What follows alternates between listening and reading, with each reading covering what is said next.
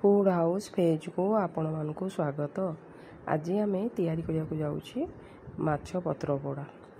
प्रथमे माछ को भल भाव धोई ताकू रखीदे, तापर से लुण आउ हलदी गोलेदवा, ये भल भाव गोल रखीदे। तापर ग्राइंडर जार में जीरा 2 चम्मच,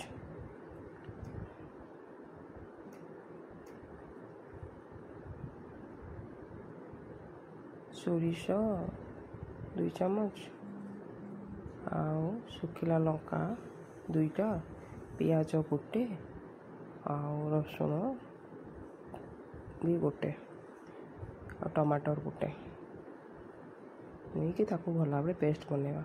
बर्तमान जो माछरे आम लुण हल्दी गोल रखी थे ना, से मसला पेस्ट को पकेबा, आउ सोरिष तेल 2 चम्मच देकी भल भाव गोल दे रखीदे।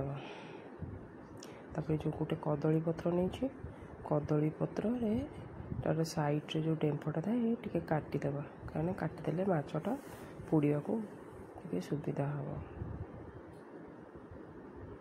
तापर सोरिष तेल टे लगेदबा कदली पत्र उपर, आउ गैस रे टिके ताकू देखई दे टिके नरम करदबा। तापर ताकू भल भाव माछटा को भितर रखी भल भाव कदली पत्र को बांधीदबा।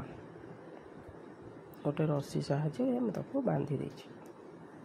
तापर ताकू इंडक्शन चूल्हा पर ताकू पोड़ी देली, पूरा चूल्ही रे जमती माछ पोड़ा हुए ना, पूरा टेस्ट से भाया होता। देखो एबे पोड़ी गला, ताको पत्रटा काढ़ी माछ को काढ़ी देली। आमर हो गला माछ पत्र पोड़ा। Thank you for watching.